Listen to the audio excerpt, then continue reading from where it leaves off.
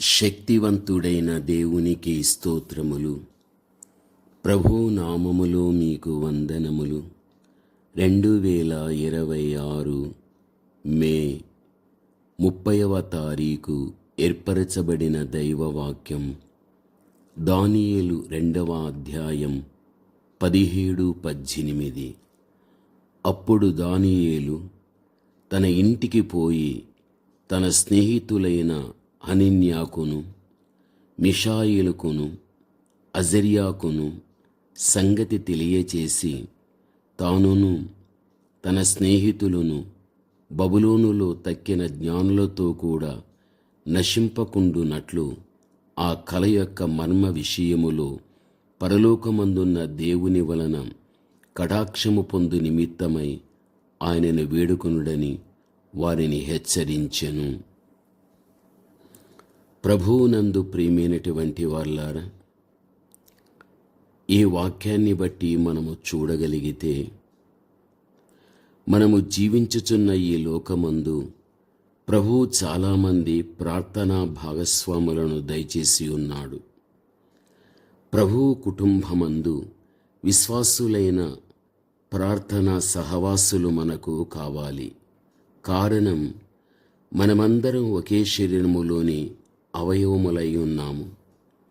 దానియేలు తన జీవితమందు ఒక పోరాటమును ఎదుర్కోగలిగాడు. బబులోను రాజుకు నెబుకద్నెజరు తనకు వచ్చిన కలను, దాని భావమును చెప్పవలననియు, అలాగు చెప్పని ఎడల జ్ఞానులందరినీ సంహరింపవలననియు ఉత్తరవు జారీ చేసినట్లుగా చూడగలం. అందును బట్టి దానియేలు తన ప్రార్థనా సహవాసులకు హనన్య, మిషాయేలు, అజర్యా అను వారితో కూడా ఏకమై ప్రార్థించి మొదలు పెట్టడం మనము చూస్తున్నాము. అంతట రాత్రియందు దర్శనము చేత మర్మము దానియేలునకు బయలుపరచబడగలిగాది. గనుక దానియేలు పరలోకమందున్న దేవుణ్ణి స్తుతించినట్లు దానియేలు 2:19 చూడగలం. దీనిని బట్టి మనం గ్రహించవలసినది, మనతో కూడా ఏకీభవించి ప్రార్థించు ప్రార్థనా సహవాసులు మనకు లభించడం గొప్ప ధన్యత.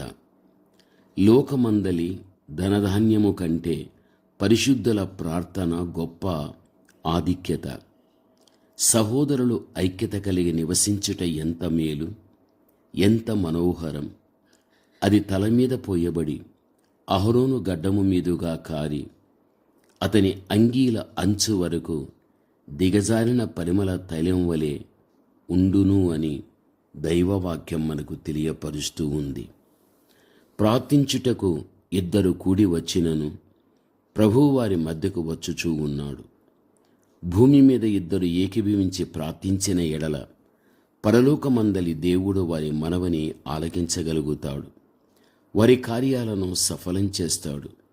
కాబట్టి మన కొరకు భారముతో ప్రార్థించు సహవాసులను ఎన్నుకునేవారుగా ఉండాలి. 2 కష్టము చేత ఉభయులకు మంచి ఫలము కలుగును.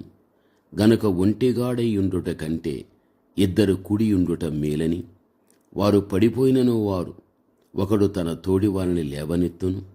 అయితే ఒంటరిగాడు పడిపోయినడల వానికి శ్రమయే కలుగును, వాని లేవనెత్తువాడు లేకపోవును అని ప్రసంగి 4వ అధ్యాయం 9-10 మనము చూడగలం. ప్రభువునందు ప్రియమైన వాళ్ళారా, అపవిత్రాత్మలను వెళ్ళగొట్టుగోరడం, శత్రులను బలమంతటిని జయించడం, ఏక మనస్సుతో ప్రార్థించు ప్రార్థన పరులుగా మనముంటూ మనతో అనేక మంది వ్యక్తుల్ని చేర్చుకోగలిగి ప్రార్థించిన వారమైతే దురాత్మలు వెళ్ళిపోతాయి. శత్రుల బలమంతా కూడా తగ్గిపోవడం జరుగుతుంది. ఆదిమ అపోస్తలుల కాలమందు పేతురు ప్రసంగించుచుండగా మిగతా 11 మంది అపోస్తలులు ఆయన వెంట నిలబడి ఆయనను ప్రార్థనలు ఎత్తి పట్టుకోగలిగారు. అపోస్తల కార్యము 2:14 చూడగలం. అందువలన గొప్ప దేవుని శక్తి ప్రత్యక్షమయ్యాది. 3,000 మంది 5,000 మంది అను సంఖ్యలో ప్రజలు రక్షించబడగలిగారు. గొప్ప ఉజ్జీవము కలుగగలిగాది. ఆ దినముల యందు ఉజ్జీవం మంట రగులుకోవడం, ఏక మనస్సుతో కూడిన ప్రార్థన, వారందరూ కూడా ఏక మనస్సుతో ఒకే చోట కూడి ఉండడమే.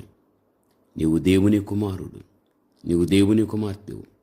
ప్రార్థనా సహవాసములను మనం ఏర్పరచుకొని ప్రార్థనా సహవాసులతో ఏకమై ఆసక్తిగా మనం ప్రార్థించే వ్యక్తులుగా ఉండాలి. దేవుని కార్యాలు మనము చూడగలం. ప్రార్థన. పరమ తండ్రి అయిన మా దేవ, ఘనమైన మీ నామమునకు స్తోత్రములు. ప్రభా, ప్రార్థించే వారితో మేము ఏకీభవించడం,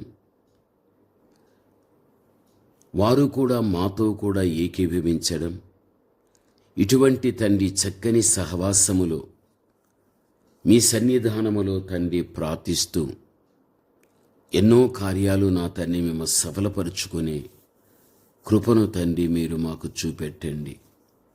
మీ బిడ్డల యొక్క ప్రార్థన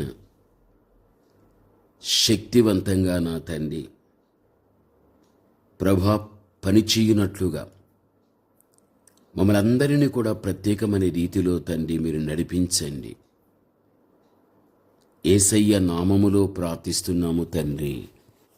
ఆమేన్.